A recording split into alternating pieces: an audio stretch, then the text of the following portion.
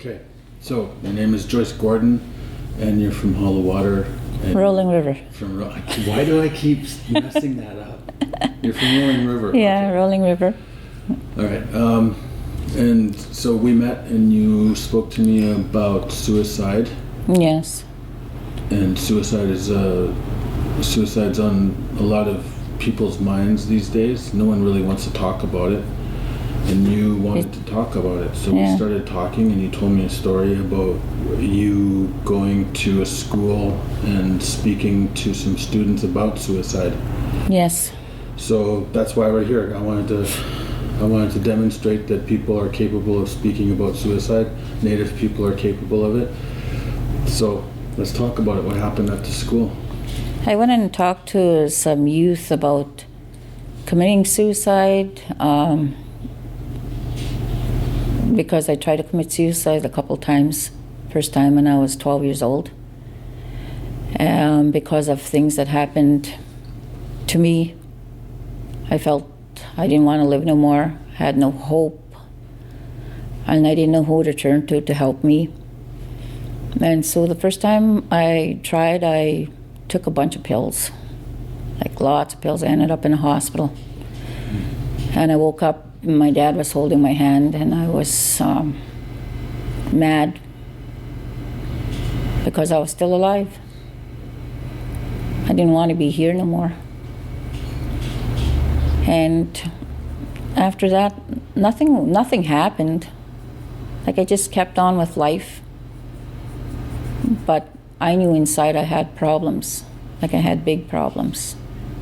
And I wish I would have talked about them because they were never resolved. And I kept trying to commit up till 3 years ago. I tried again. But you're 54? You're 54? Yeah. Wow. And I tried again, and I tried with pills again. And it's funny how a couple years ago I took all the pills, and so many pills. But I was talking to my niece. I phoned my niece, and my niece picked up that I wasn't sounding right. And she kept asking me these questions, and I was ready to go out, like pass out. And she says, "Auntie, where are you?" And I said, I don't know, I don't care. And she said, I knew something was wrong with you. So she's phoning my her cousin on another phone. She said, there's something wrong with our aunt. And she said, well, where is she? She says, well, I don't know. Well, you better call 911 and see if you can track her down. Sure enough, she did. By the time the paramedics got there, I was already out.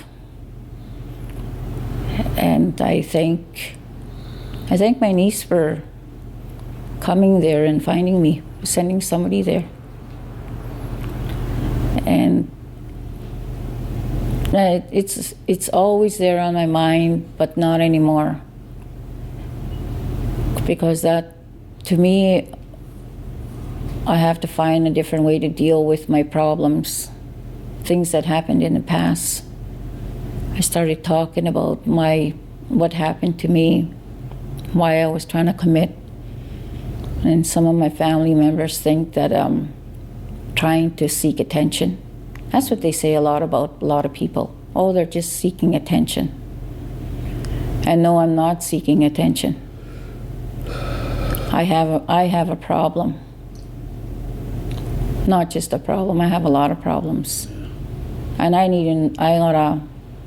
throughout the years I've learned I've got to phone somebody when I'm starting to feel crappy inside again. And I've got a card I usually carry around with crisis numbers to call somebody when I need to talk.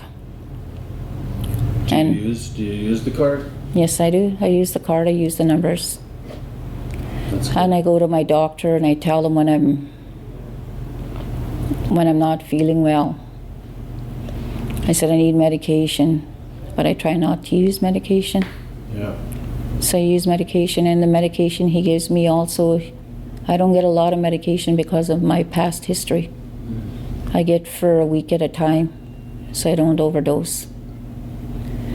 And I've actually phoned a hospital and put myself in a crisis unit. That was when things were really bad. What's a crisis unit like? What's that experience like when you go there? Well, I went to a walk-in clinic. It was the end of the day and I was crying, couldn't stop crying. But I knew I needed help because I already knew how I was going to try and commit suicide. I had everything planned. I was going to hang myself. Had the rope in my backpack. When I went and talked to the doctor, and the doctor, I was the last person in the clinic, but he seen me. And then he said, "What's wrong with you?" I said, "I'm not feeling good." He said, "Like how?" And I says, "Do you really want to know?" And he said, "Yeah, what's wrong?" And I told him, "And you know what? I have a broken heart." He said, "What?" He couldn't believe what I was telling him, and he said, "I have a broken heart." And he said, "You know, all the years I've been a doctor, nobody has come in and told me that." He said, "You're the first." And I said, "And I can't stop crying." I said, "I don't want to live no more." And he's looking at me and he says, "Really?" And I said, "Yeah, I don't want to live." And he says, "Well, how are you going to end your life?" And I says, "I got a rope in my backpack. When I leave from here, I'm going to go to the riverbank. I'm going to go and put this rope around the tree up there. I've already figured out how to do it." And he says, "Can I have a look in your backpack?" And I said, "Sure." And he looked at me and he says, "Oh, you are for real?" And I said, "Yes." He saw the rope. Yeah.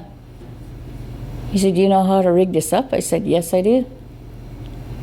And he says, "Wait, I'm going to do something." And he said, "Do you mind sitting here?" And I said, "No, I said, I'm not going anywhere. I'm going to just sit here." So I waited for him and he came back and he says, "Would you mind if I transport you by ambulance to another hospital, to a crisis unit?" And I said, "Sure." I said, "Why not?" And he says, "Don't run away on me now." And I says, "No, I'm not running nowhere. I'm going to sit here." And I was still crying. Sure enough, an ambulance came, picked me up and took me to a crisis unit. And I got there. I didn't know what to expect. But they put me to sleep. I slept for a couple days.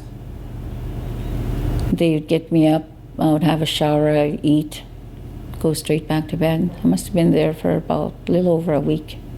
I met a lot of people. They eventually got me up, I think, the third or fourth day. Started talking to the people there, and they were asking me why I was there. And I told them why I was there. And I said, "Why are you here?" And we were laughing and joking around. And I was feeling a lot better then. And then just life in general. I was tired. Like all the other times I was tired, I wanted to give up. I had no hope, had no faith in anything. And I even tried shooting myself once. I must have been, about 16.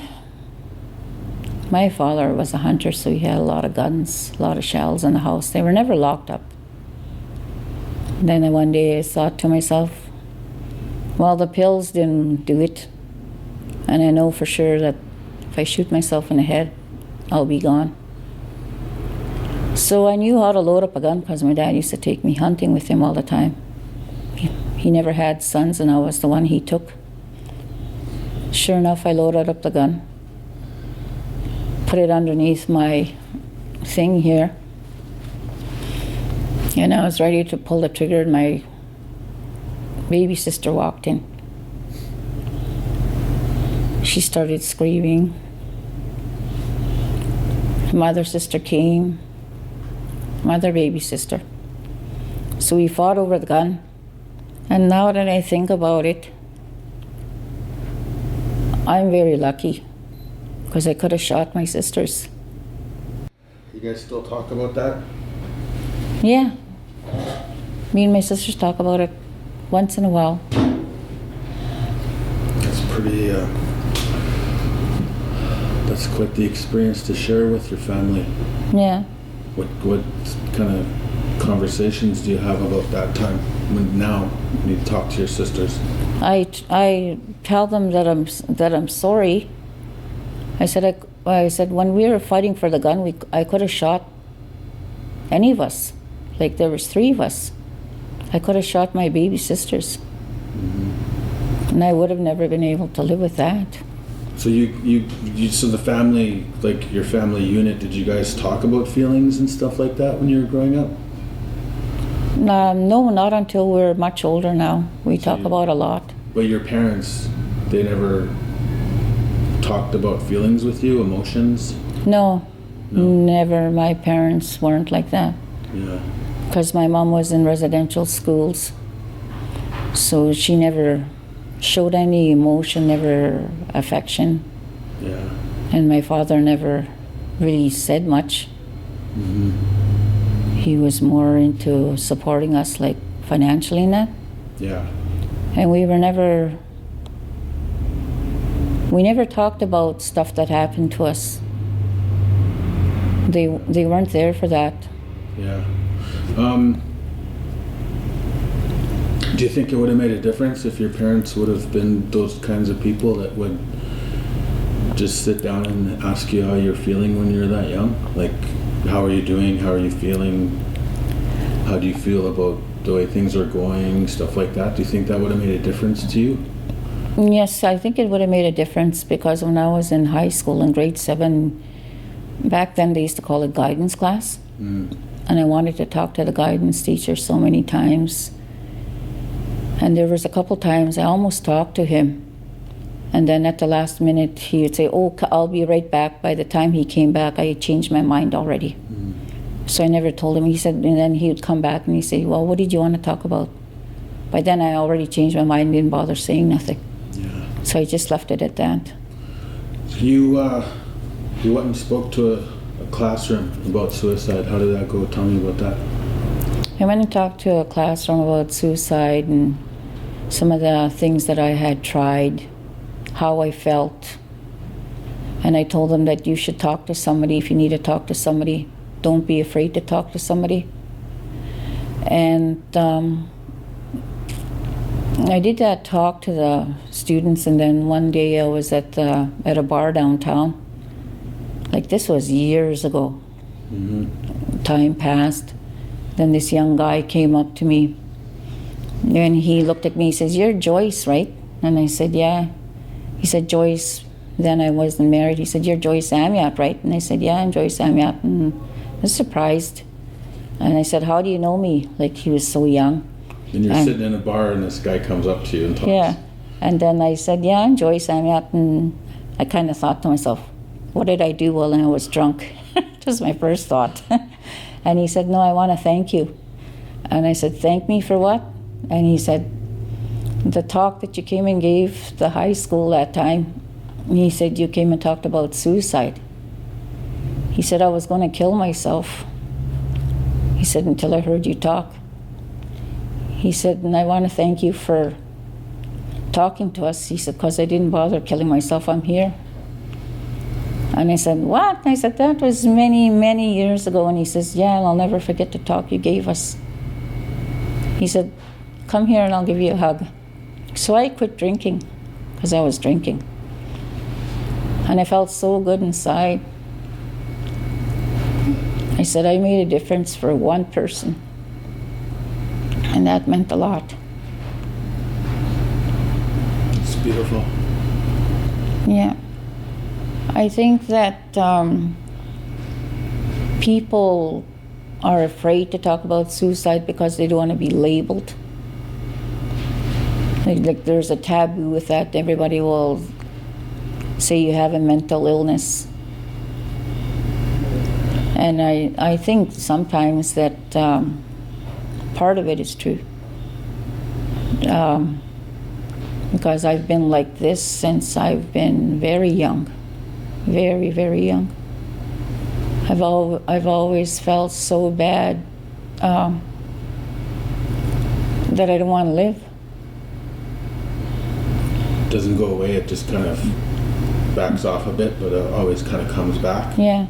And this time of year is the worst time of year for me. Yeah. Like at this time, like just before Christmas, I don't know why. It affects me more at this time. And then I hear my kids talk about suicide, and I can almost feel how they feel. And I worry about them. I was thinking, what if they really do commit? Like my son told me not too long ago that he tried to commit himself. He tried to hang himself. When he told me that, I just kind of was really shocked. He's such a happy person. And then I asked him, he said, you know, Mom, I really did put the rope around my neck. And he said, but I was too heavy and I fell. He said, I dropped on a thing and I had a burn around my neck where I put the rope. And he said, the thing about it is one of my buddies noticed it.